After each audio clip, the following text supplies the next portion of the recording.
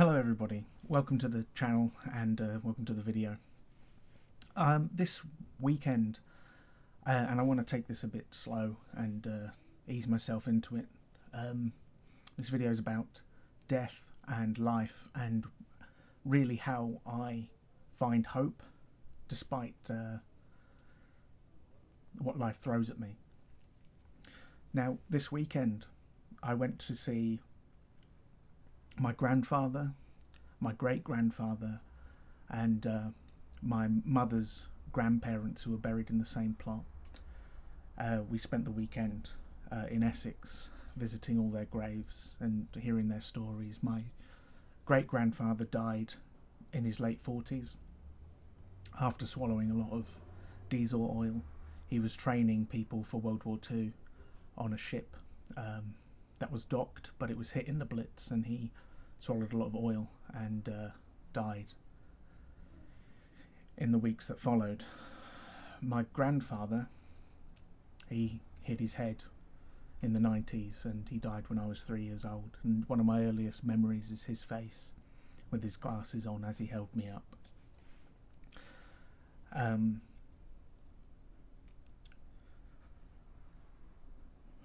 The few days that we've spent doing this has got me thinking a lot about what death means to me, what life means to me, and how we find the strength to keep going.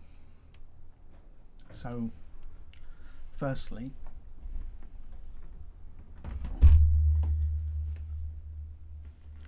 we must define what we are talking about when something dies. How do we define what it is?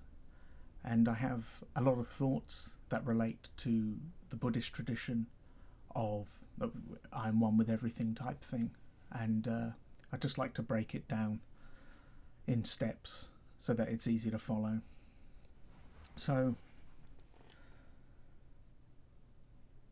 when I talk about me, when I say I feel like there is a sliding scale of things that we can talk about.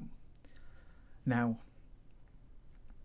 a lot of people think myself, I am my thoughts, the brain, the body, and then some may think that also your impact on the world around you is also you. So I am my family, I am my friends, I am the people I interact with, I am my writing, I am my videos, and your impact just goes on and on and on. And if you relate everything that came to produce you and everything that will be impacted after you're gone, whatever you're gone means, it includes quite a lot of things, really. To create life as it is on Earth, we need heavy elements, and the only way to get heavy elements is through supernova. They exist to a point within very large stars, and through those stars' death, when they supernova, they create even heavier elements, and we need those for life on Earth. And so, really, the impression that you can give as something that begins and ends existing is rather huge. Now, we need to make it more personal. We need to make it more personal because when we consider everything that we could be influencing or has influenced us as part of our expression in space-time, it becomes a bit nebulous, a bit hard to really fathom. It's like we never die, and some religions end in that conclusion, you know, that there's no real death, there's reincarnation and reconstitution and re-emergence. Now, if we go to the other end, where we say, well, we will start at the body, we'll say the body is me, when it ends, I end, but if I chop my hand off, clearly I continue. It's just the form of the body has changed. So let's narrow it down further, and we can talk about the brain. We can talk about the program in the brain. Now, if we choose the program in the brain, there is a sort of death that happens during dementia. There is a sort of death that happens through brain injury, because the program that we're talking about has changed.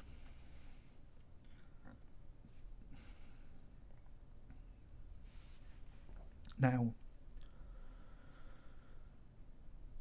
if we take that perspective, that the exact pattern that is happening within the brain, the neurons firing, the exact electrical pattern is what we relate to, and it's continuing functioning in a similar sense, we can talk about brain death as a sort of death. And the conclusion of neurological function being death, and this is how we usually talk about death. Now, what do I think happens after we die? I have never been a Christian. I've never been a Buddhist. I don't believe in reincarnation in the strict sense that they believe. But I do have some thoughts on re-emergence. Now, I believe that our universe came into existence through purely physical or multi-universal physical laws. There is some system that produces universes, and through that system I grew like an apple on a tree. This universe produces life, and that life includes me. Now,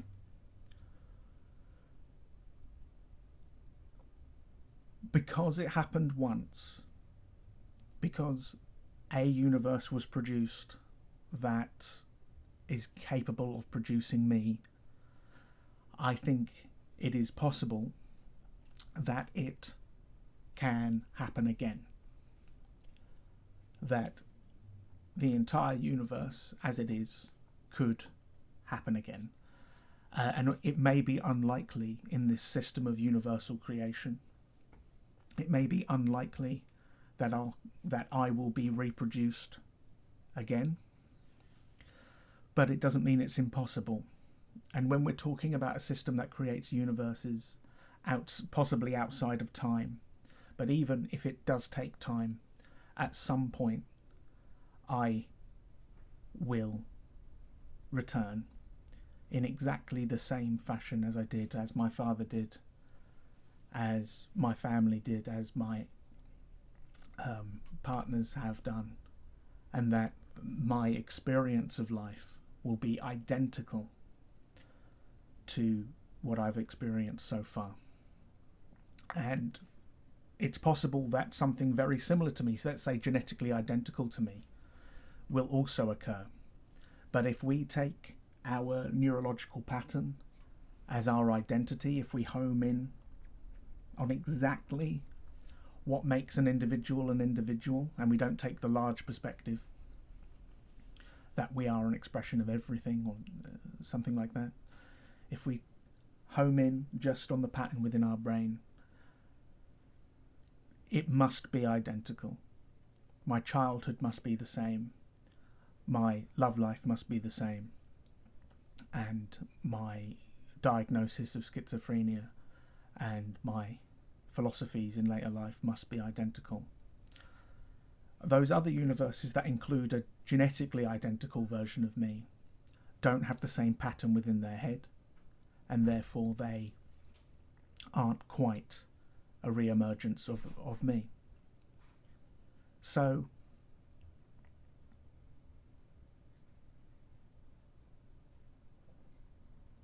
what I believe is this story in another universe will happen again. And when I think of it as, it's sort of like a reincarnation. Sorry, one sec.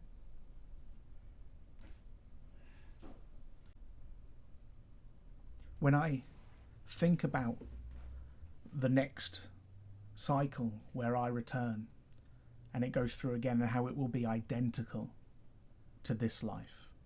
I think about how where I already am will happen again, and where I'm going will happen again. And I see this expression, and I think a lot of people in my situation, because my uncle had schizophrenia and he killed himself. I think a lot of people in my situation would be tempted to give up. And the reason why I don't want to give up is because I don't want the next time that I'm here to end with suicide. I don't want to be an expression in the universe that starts, suffers, and then dies. I don't want to give up and have that be who I am.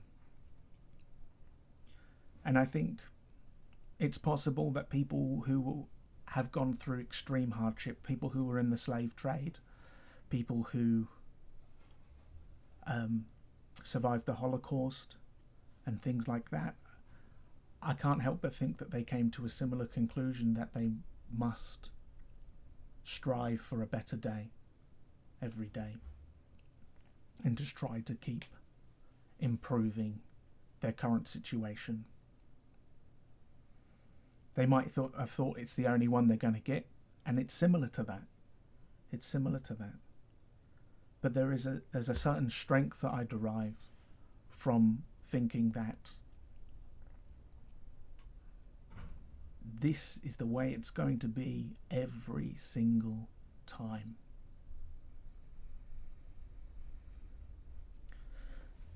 And I just want to go back to that thought that we are interconnected, because in this thought process that I have, that my mother and father define me, but then so do my relationships, and with my family, with friends, and with lovers. All of it defines who I am and what's going to happen every single time. And I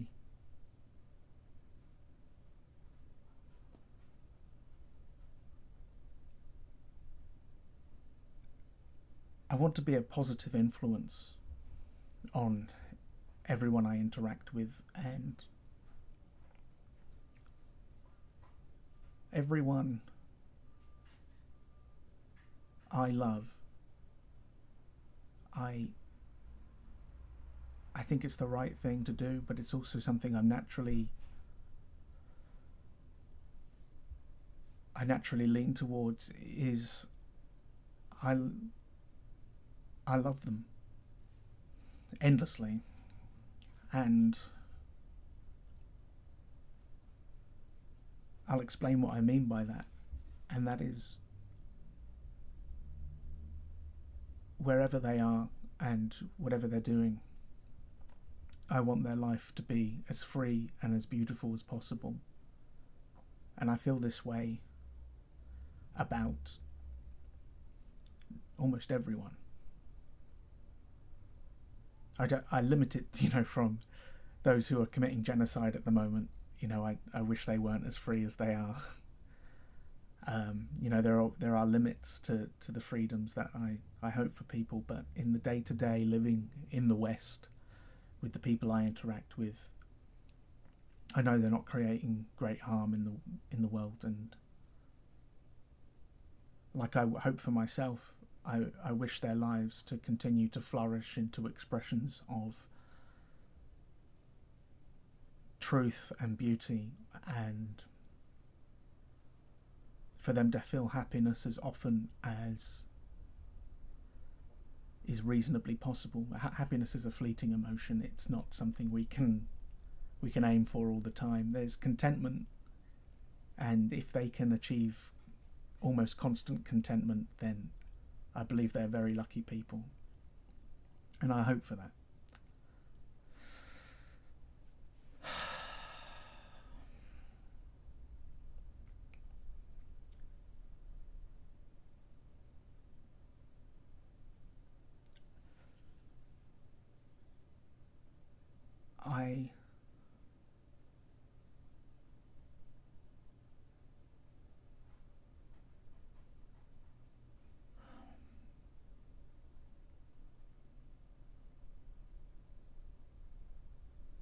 don't know what life's going to be like.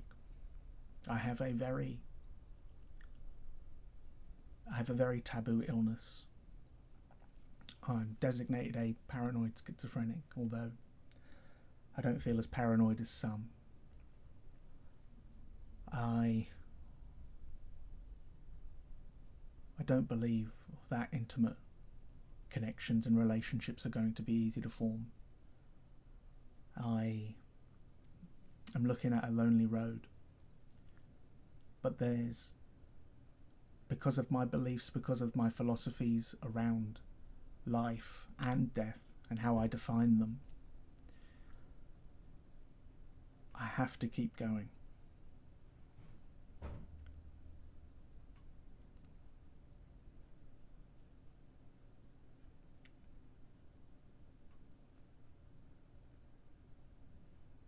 And I know you do too.